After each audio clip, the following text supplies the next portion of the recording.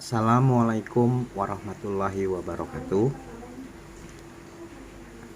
Berjumpa lagi dengan saya Yuli Supodo, masih bahas tentang anggaran perusahaan. Kali ini kita akan bahas tentang jenis anggaran produksi ya guys, yaitu anggaran untuk membuat produk jadi dan produk dalam proses dari suatu perusahaan pada periode tertentu, yaitu periode yang tahun berikutnya. Baik, tapi sebelumnya kita awali dulu dengan bismillahirrahmanirrahim. Semoga pertemuan hari ini berjalan lancar, amin ya robbal alamin. Simak videonya ini sampai selesai ya guys. Terima kasih. Masih kita di penganggaran perusahaan. Kali ini kita akan membahas tentang penganggaran produksi. Nah, kita lihat dulu artinya ya, definisinya dari arti penganggaran produksi. Anggaran produksi adalah anggaran untuk membuat produk jadi dan produk dalam proses dari suatu perusahaan pada periode tertentu. Nah, arti produktivitas di sini adalah produktivitas adalah kemampuan untuk menghasilkan sesuatu. Sesuatu di sini adalah produk untuk dijual, ya. Dijual itu untuk dipasarkan, dan dari hasil pemasaran itu akan menghasilkan pemasukan, penerimaan atau pendapatan, sehingga produk itu akan menghasilkan pendapatan bagi suatu perusahaan. Nah, produktif adalah bersifat menghasilkan, artinya memproduksi, ya, memproses atau cara mengeluarkan sini produk untuk dijual tadi, seperti yang disampaikan di awal. Kemudian untuk mengukur produktivitas dapat digunakan rumus keluaran dibagi masukan. Itu ya perbandingannya. Artinya untuk mengukur produktivitas itu efektif atau produk banget, itu digunakan rumus keluaran dibagi masukan. Oke, lanjut. Kita simpan dulu rumusnya ya. Keluaran dibagi masukan untuk mengukur produktivitas suatu barang yang dijual, produktivitasnya suatu perusahaan menjual barang. Kemudian kita akan masuk ke jenis, karena penjualan ini berkaitan dengan pasar sekitarnya, pengalokasian atau pendistribusian barangnya. Kita lihat dulu jenis-jenis struktur pasar yang akan dimasuki oleh produk itu ya guys.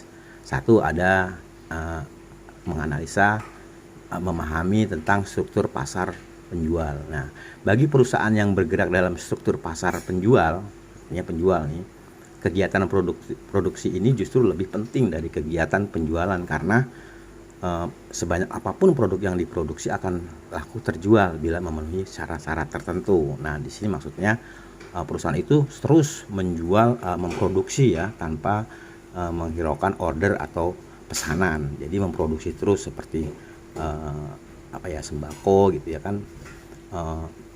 Konsumen itu menggunakan terus menerus penggunaan sembako itu atau obat-obatan itu tanpa mengorder atau tanpa menerima order, terus membuat, karena perusahaan ini bergerak dalam suatu pasar penjual, menguasai pasar seperti itu ya. Nah, yang kedua ada struktur pasar pembeli. Nah, kebanyakan perusahaan bergerak dalam struktur pasar pembeli, sehingga kegiatan produksi merupakan penunjang utama dari kegiatan penjualan. Artinya kegiatan produksi ini harus mempertimbangkan kegiatan penjualan. Artinya penjualan itu bagaimana order. Kalau ordernya ada baru dibuat ya itu produknya. Nah, penyajian ini adalah ada ilustrasi penyajian sederhana penjualan. Misalnya kan, kita misalkan penjualan itu 1000 unit. Kemudian produksi produk akhir 40 unit. Nah, ini ditambah ya, penjualan ditambah produksi jadi akhir. Nah, produksi jadi akhir itu barang yang siap dijual. Jadi produk yang siap dijual adalah 1040 unit ditambah ya guys, penjualan ditambah persediaan akhir atau produk akhir. Nah, dikurangi oleh persediaan produk awal ya, karena barang yang belum terjual dikurangin. Misalnya ada 60 unit, dikurangi sehingga produk jadi periode ini adalah 980 unit, dikurangi 1040 unit dikurangi 60 unit. Nah, ini kemudian ada persediaan produk dalam proses, artinya produk yang masih dalam proses belum menjadi bahan produk yang udah siap dijual, artinya masih dalam proses. Nah, dikurangin ya. Ini ditambah misalnya ada 70 unit, berarti ini formatnya seperti ini. Jadi 980 ditambah 70 ada. Jadi produk yang dihasilkan diproses adalah 1050 unit. Nah, persediaan produk dalam proses awal adalah 65 unit. Nah, ini dikurangin. Ya, persediaan dalam proses awal 60 unit. Maka produk yang harus diproduksi adalah 985 unit. Ini seperti ini ya skemanya atau formatnya dalam penyajian sederhana mengenai barang yang harus diproduksi terakhirnya. Oke, baik. Kita lanjut ke cara penyusunan anggaran. Nah, 1, menggunakan atau mengutamakan stabilitas produksi. Artinya produksi itu stabil ya. Ini ilustrasinya ya, anggaran yang mengutamakan stabilitas produksi sebagai berikut. Misalnya, kita kembali kepada perusahaan susu Asri yang hanya memproduksi satu jenis susu dan penjualan tahun 2021. Tiap triwulannya dianggarkan triwulan 1 43 dus, triwulan kedua 45 dus,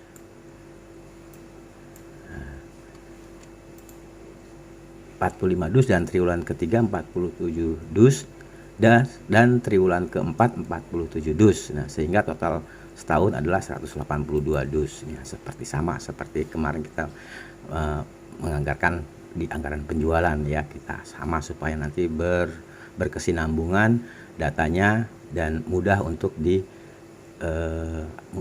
dievaluasi karena ada bahannya di awal. Direncanakan persediaan produk jadi awal sebanyak 13 dus dan persediaan produk akhir sebanyak 50 dus. Nah, kita diminta untuk menyusun anggaran untuk tahun 2021 ya dengan menggunakan stabilitas produksi.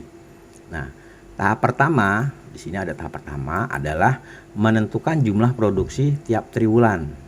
Nah, seperti tadi ya guys, penjualan setahun 182 di sini soalnya ya, 182 dus.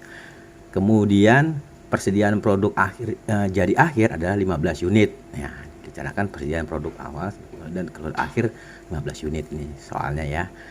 Kemudian ditambah 182 ditambah 15 unit, artinya produk yang siap untuk dijual adalah pertambahan dari 182 unit ditambah 15 unit, ketemunya 197 unit. Kemudian ada persediaan produk awal ya. Persediaan awal tuh di sini sesuai soalnya direncanakan persediaan produk awal tuh sebanyak 13. Nah, ikan dikurangin.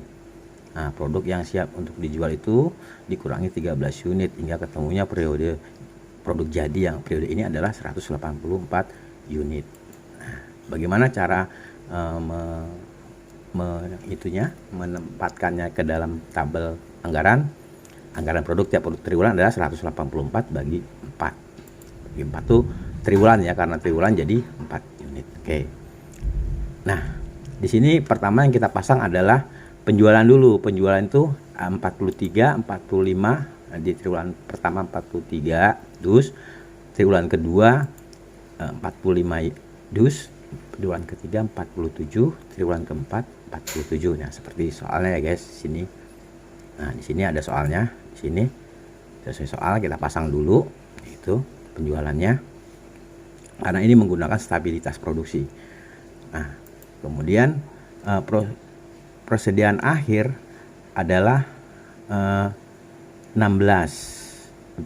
ditambah 16 untuk triwulan pertama, sehingga nanti kita bisa tambahkan ya 43 tambah 16 ini sebenarnya 59. Nah, karena di persediaan awal harus 13, maka di sini adalah pengurangan 59 ditambah 13 sehingga hasilnya adalah 46. Ini harus di stabilitas produksi yang harus diproduksi ini adalah harus sama nih 46 sehingga menghasilkan 46. Nah, di triwulan kedua 45 ya kan. 45 kemudian ditambah persediaan akhir 17 karena apa? Di sini kita pasang dulu karena saldo akhir ini merupakan saldo awal. Saldo akhir triwulan pertama adalah saldo awal untuk triwulan kedua dengan 16. Sehingga 46 dikurangi 16 adalah 62. 46 ditambah 16 adalah 62. Nah, ini seperti itu. Dan seterusnya ya, guys. Jadi artinya setiap saldo ini saya beri tanda panah karena memang saldo akhir di bulan terakhir itu merupakan saldo awal di bulan awal ya. Ini 17, ya 17. Nanti kita tinggal mengurangkan di sini, kemudian menambah di sini sehingga produk akhirnya menjadi sama. Nah, ini. Ya kan tadi 184 dibagi 4, kita pasang dulu 46 46 46. Seperti itu ya, guys. Mudah ya. Jadi keterangannya produk siap jual, produk yang diproduksi, produk siap dijual sama dengan produk yang diproduksi ditambah persediaan awal sama dengan 16 tambah 13 sama dengan 59. Ya, 16 tambah 13 ini 59. Di sini carinya. Kemudian persediaan akhir yaitu produk siap jual, siap dijual dikurangi penjualan. Artinya persediaan akhir ini dicarinya adalah 59 dikurangin 43. 43 dari mana? Dari sini ya. Nah, sehingga kita bisa mengisi di sini 16. Seperti itu ya. Nah, di persediaan awal triwulan ketiga adalah persediaan akhir triwulan pertama. Nah, gini. Dari sini persediaan akhir adalah persediaan awal di triwulan kedua. Nah, seperti itu. Nah, kesimpulannya adalah dari hasil penyusunan anggaran tampak bahwa produksi barang tetap. Nah, produksi barang tetap nih ya, 46 karena tadi mengutamakan stabilitas produksi. Jadi sama semua. Tinggal ngebagi aja ya, jumlahnya tadi 184 bagi setiap triwulan, dalam setahun ada 4. Kali bagi 4 kita bagi rata, tinggal menyusun seperti ini. Ya.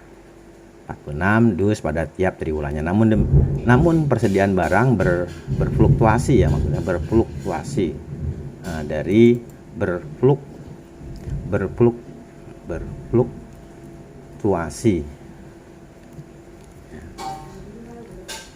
berfluktuasi nanti berubah-ubah dari triwulan dari 16 triwulan pertama ya, naik menjadi 17 ini di triwulan kedua dan turun lagi 16 di triwulan ketiga dan kemudian menjadi triwulan keempatnya adalah 15. Nah, itu kesimpulannya. Sekarang kita lanjut menggunakan anggaran dengan menggunakan stabilitas persediaan. Artinya stabilitas persediaan dengan cara mengutamakan persediaan ini harus persediaan ini seharusnya maksudnya ya, seharusnya rencana persediaan konstan atau stabil. Artinya persediaan awal sama dengan persediaan akhir dan tingkat produksi dibiarkan berfluktuasi ya. Kebalikannya kalau yang di nomor 1 tadi tingkat produksinya berfluktuasi ya, kemudian itunya dijaga ke hasil produksinya. Nah, kalau ini kebalikannya, persediaan awal dan persediaan akhir itu di tingkat produk dibiarkan berfluktuasi, tetapi jumlah persediaannya konstan stabil. Oke. Nah, apakah persediaan awal dengan rencana persediaan akhir tidak sama? Maka hanya beberapa kali periode yang stabil ya. Kita lihat sini anggaran produksi satu macam di sini ya. Triwulan 1